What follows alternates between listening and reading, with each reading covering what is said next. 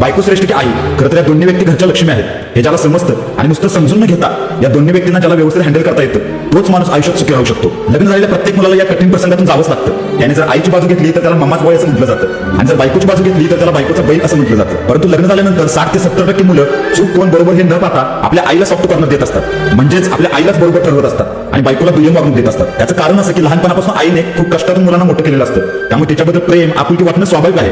परंतु या सगळ्या अतिप्रेमाचा कुठेतरी फटका त्या अर्धांगिनीला बसत असतो आणि ती बाहेरून आलेली आहे हा टोमणा तिला सतत खावा लागत असतो. मग अशा वेळी मुलांनी करायचं काय? हे बघा, तुम्हाला तुमची आई किती जरी प्रिय वाटत असली तरी सुद्धा आईला सून ही परकीच असते आणि बायको कितीही जीव लावणारी असली तरी सुद्धा तिला सासू सासरे कधीच आई वडिलांसारखे नसतात. फार कमी सासू सासरे आहेत जे सुनेला सुद्धा मुलीप्रमाणे वागणूक देतात. फार कमी सुना अशा असतात ज्या सासू सासऱ्यांना सुद्धा आई वडिलांप्रमाणे सांभाळतात. त्यामुळे आयुष्याची सुरुवात जरी आईपासून होत असेल तरी सुद्धा आयुष्याचा शेवट हा बायकोवरतीच होत असतो. अर्ध्या आयुष्यामध्ये आई मेन रोल प्ले करत असेल तर उरलेल्या आयुष्यामध्ये बायकोच करत असते. त्यामुळे श्रेष्ठ कोण आणि कनिष्ठ कोण असा भेदभाव न करता दोघींचंही महत्व आपल्या आयुष्यामध्ये समान आहे. त्यामुळे दोघींनाही समान वागणूक समान प्रेम मिळाले